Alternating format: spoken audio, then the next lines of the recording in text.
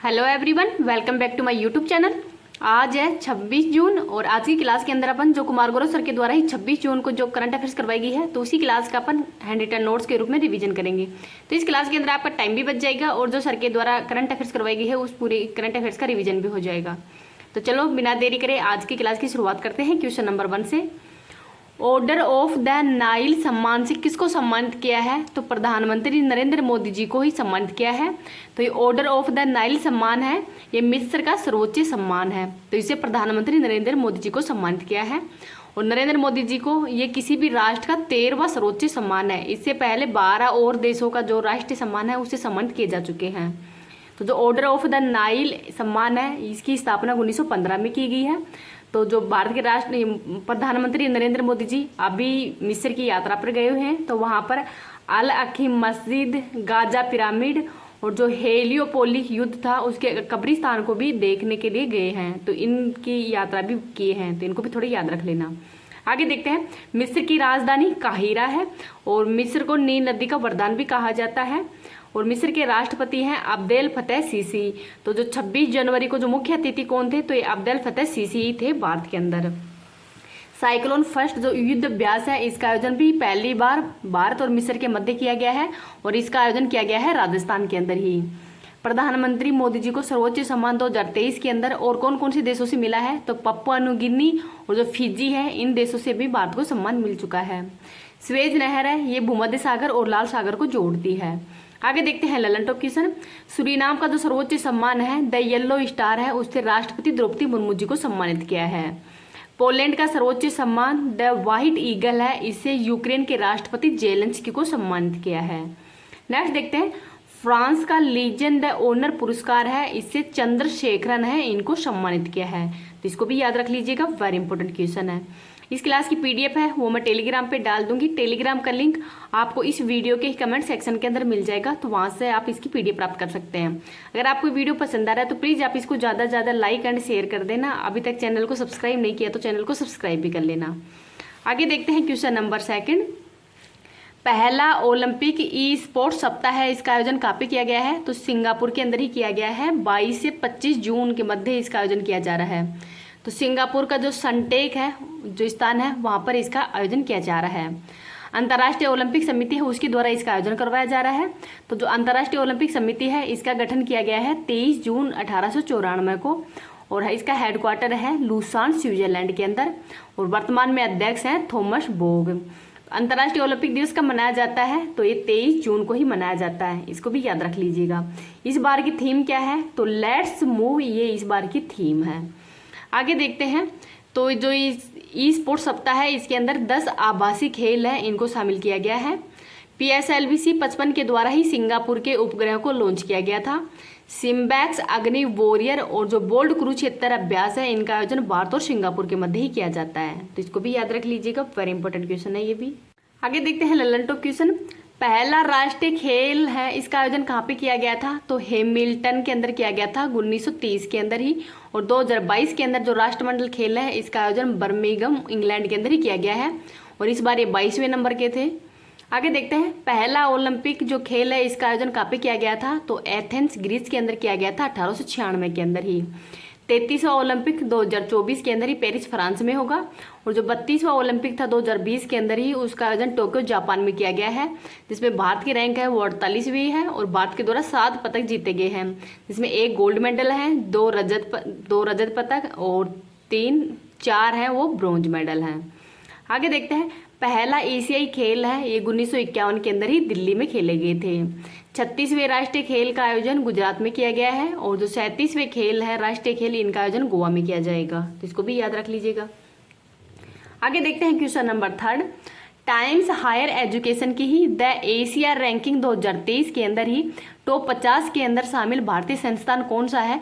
तो भारतीय विज्ञान संस्थान IISc बेंगलुरु है, ये 48वें स्थान पर है पूरे एशिया के अंदर ही। और पहले स्थान पर कौन सा है? तो जो सिंधुजा यूनिवर्सिटी है चाइना की है और सेकंड स्थान पर भी पेकिंग यूनिवर्सिटी चाइना की है। तो चाइना की यूनिवर्सिटी है ये पहले स्थान पर ही है। तो टॉप 10 के अंदर ही चाइना की 4 यूनिवर्सिटी शामिल है। आगे देखते हैं Lalan top question. Global gender gap index के अंदर भारत की रैंक कौन सी है 2023 में? तो 127वीं है। प्रेस फ्रीडम इंडेक्स 2023 में भारत की रैंक 161वीं है। वर्ल्ड हैप्पीनेस रिपोर्ट के अंदर भारत की रैंक 126वीं है। नेशनल इंस्टीट्यूट रैंकिंग फ्रेमवर्क के अंदर ही समग्र श्रेणी के अंदर ही शीर्ष स्थान पर कौन सी यूनिवर्सिटी है, तो IIT मद्रास है। फायर पावर इंडेक्स के अंदर भारत की रैंक 4th नंबर पर है। यूनिकॉर्न के मामले में 3rd नंबर पे है। आतंकवाद सूचकांक के अंदर भारत की रैंक है वो 13वीं है। और भूखमरी सूचकांक के अंदर भारत की रैंक है वो 107वीं है। और HDI इंडेक्स के अंदर भारत की रैंक 132वीं है। जलवायु परिवर्तन के अंदर भारत की रैंक है वो 8वीं है। तो इसको भी याद रख लीजिएगा, वेरी वेरी इंपॉर्टेंट इंडेक्स है। नेक्स्ट देखते हैं क्वेश्चन नंबर 4। रमन 1 इंजन का सफल परीक्षण है वो स्काई रूट एरोस्पेस के द्वारा ही किया गया है। और इसके अंदर ही विक्रम S रॉकेट है, इसका उपयोग भी किया जाएगा। तो इस रॉकेट का सफल परीक्षण करने का कारण क्या है, तो ये हवा के अंदर ही सटीक कक्षा के अंदर रॉकेट को स्थापित करने के लिए ही प्रबंधन व रेगुलेट करने के ही काम आएगा। आगे देखते हैं ललन टॉप क्वेश्चन। भारत का पहला निजी रॉकेट कौन सा है, तो विक्रम S है। और भारत का पहला 3D प्रिंटेड क्रायोजेनिक इंजन कौन सा है, तो धवन 2 है। और इन दोनों का निर्माण जो स्काई रूट कंपनी है इसके द्वारा ही किया गया है। तो इसको भी याद रख लीजिएगा, वेरी इंपॉर्टेंट क्वेश्चन है ये भी। आगे देखते हैं NVS 01 है, इसको GSLV F12 के माध्यम से ही भेजा गया है। ये नेविगेशन का 2nd पीढ़ी का ही फर्स्ट उपग्रह है।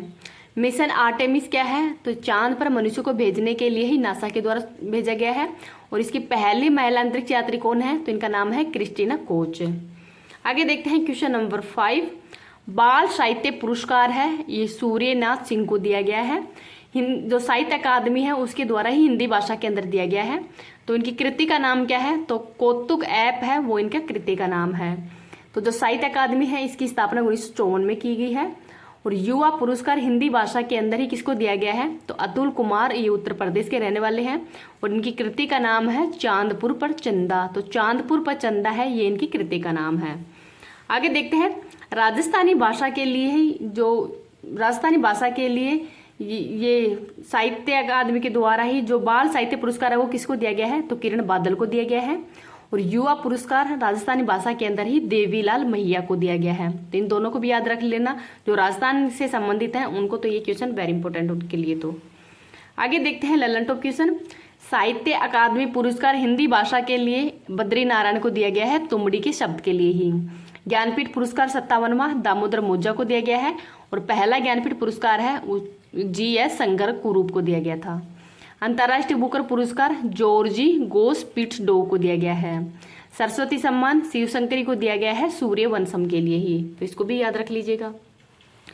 नेक्स्ट देखते हैं क्वेश्चन नंबर 6। देश की सबसे बड़ी निजी रेल कोच फैक्ट्री है, इसका उद्घाटन तेलंगाना के अंदर ही किया गया है। और कंपनी का नाम है मेगा सर्वा लिमिटेड। और जो तेलंगाना है वहाँ के कोडाकल गांव है, वहाँ पर ही इसकी नींव भी रखी गई है। तो कहाँ पे नींव रखी गई है, तो कोडाकल गांव तेलंगाना के अंदर ही। आगे देखते हैं Lalan top question. Vande Bharat train का निर्माण है वो इंटीग्रल कोच फैक्ट्री चेन्नई में किया गया है। एशिया की सबसे बड़ी हेलीकॉप्टर निर्माण फैक्ट्री कौन सी है, तो तुमकुर कर्नाटक के अंदर ही है। ये क्वेश्चन वेरी इंपॉर्टेंट है, इसको याद रख लीजिएगा।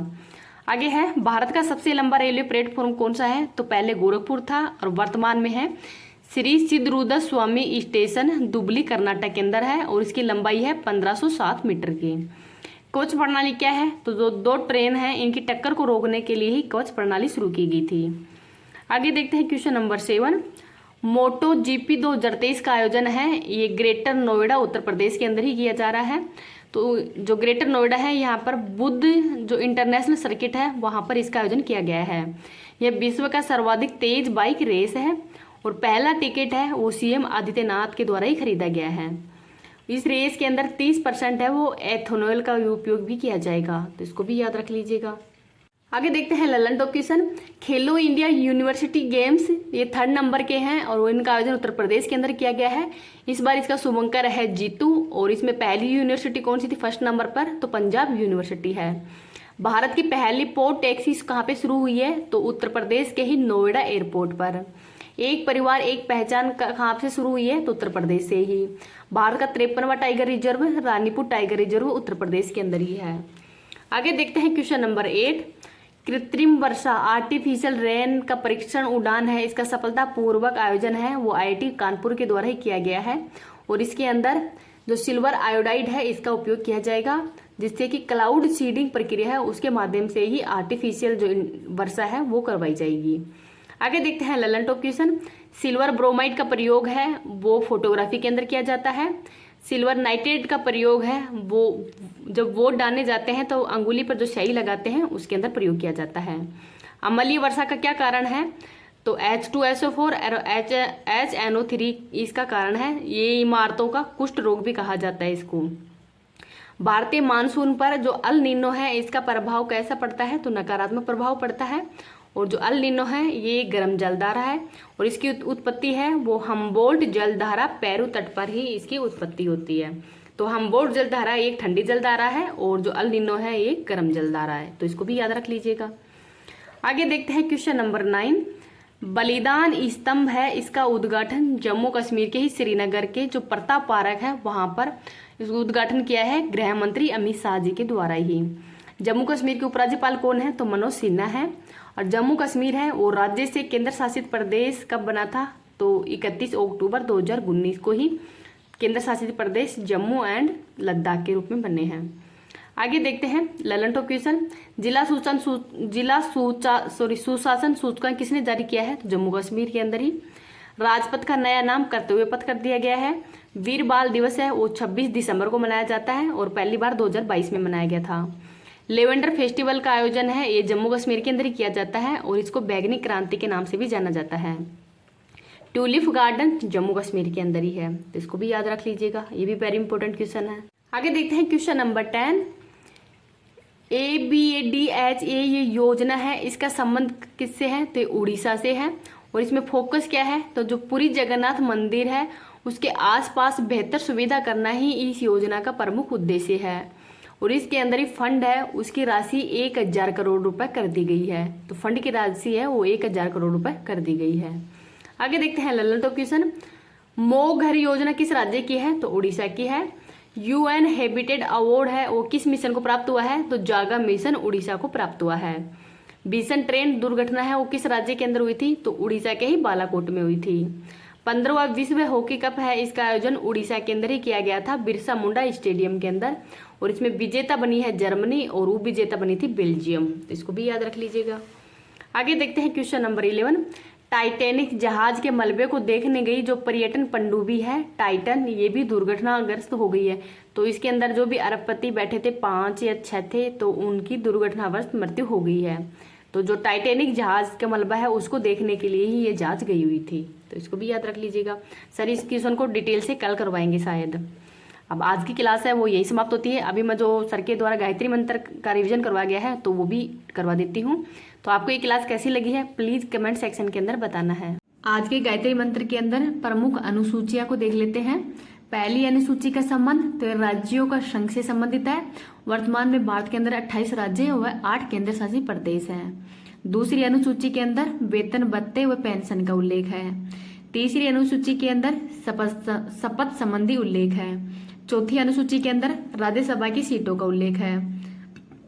पांचवी अनुसूची के अंदर अनुसूचित जाति और अनुसूचित जनजातीय प्रशासन का उल्लेख किया गया है। छठी अनुसूची के अंदर असम, त्रिपुरा, मेघालय, मिजोरम का जो जनजातीय प्रशासन है उसका उल्लेख किया गया है। तो ये याद रख लेना कौन कौन से राज्य शामिल है। इसके अंदर मणिपुर शामिल नहीं है, असम, त्रिपुरा, मेघालय और मिजोरम शामिल है। सातवीं अनुसूची तो केंद्र राज्यों के बीच शक्तियों का बंटवारे से संबंधित है। आठवीं अनुसूची तो ये भाषाओं से संबंधित है, मतलब वर्तमान में 22 भाषाएं हैं और प्रारंभ में 14 भाषाएं थी। तो 15वीं भाषा को 21वें संविधान संशोधन के द्वारा ही सिंधी भाषा के रूप में जोड़ा गया था। 71वें संविधान संशोधन के द्वारा ही नेपाली, मणिपुरी और कोंकणी मतलब नमक तो नेपाली, मणिपुरी और कोंकणी को जोड़ा गया है। 92वें संविधान संशोधन के द्वारा ही 4 भाषाओं को जोड़ा गया था, बोडो, डोंगरी, संथाली और मैथिली। आगे देखते हैं 9वीं अनुसूची तो ये भूमि सुधार से संबंधित है। 10वीं अनुसूची तो दल बदल से संबंधित प्रावधान है और इसको कब जोड़ा गया था तो इसको 52वां संविधान संशोधन 1985 को जोड़ा गया था। 11वीं अनुसूची तो इसके अंदर पंचायतों का प्रावधान है। 73वां संविधान संशोधन किया गया था और ये लागू किया गया था 24 अप्रैल 1993 के अंदर ही।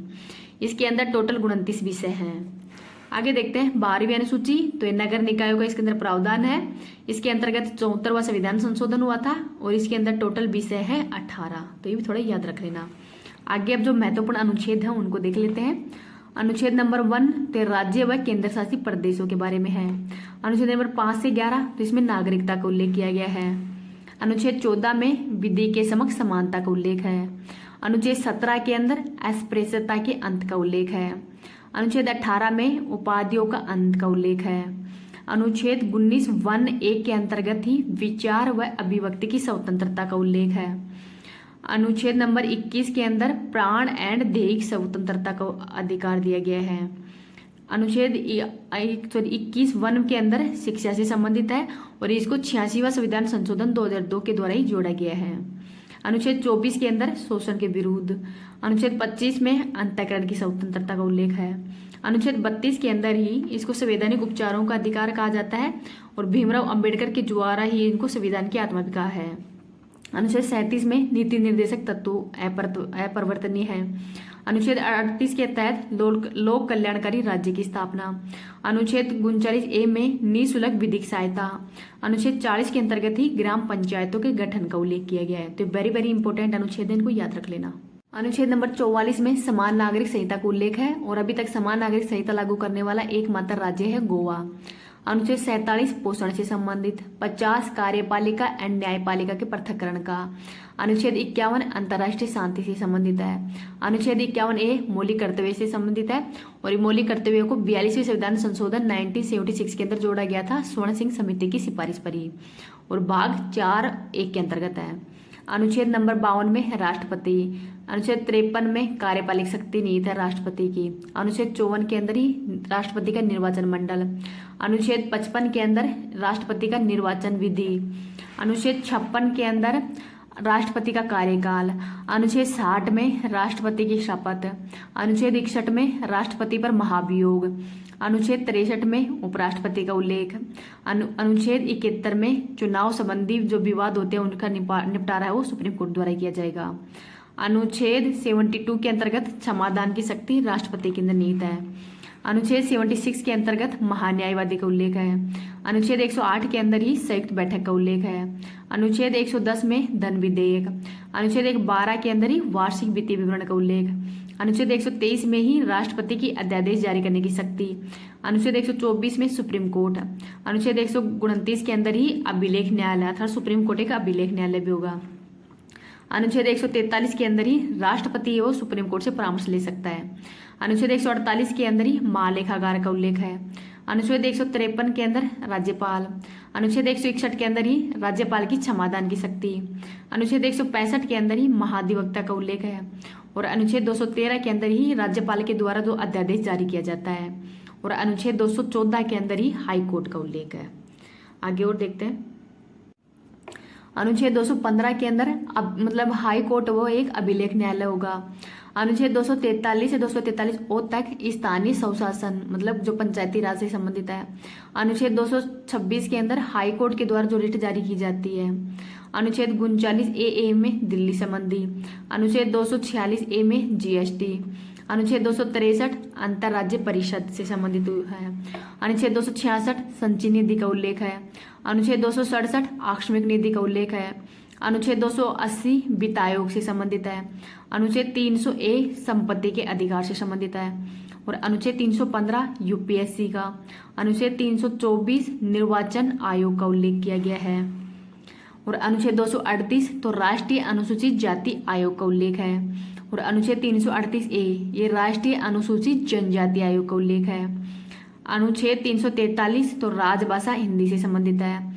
अनुच्छेद 352 तो राष्ट्रीय आपातकाल से संबंधित है और अब तक भारत के अंदर 3 बार राष्ट्रीय आपातकाल लग चुका है और ये आपातकाल है वो युद्ध, बाहरी आक्रमण व सशस्त्र विद्रोह के कारण ही लगता है। आगे देखते हैं। अनुच्छेद 356 तो राष्ट्रपति शासन का उल्लेख है।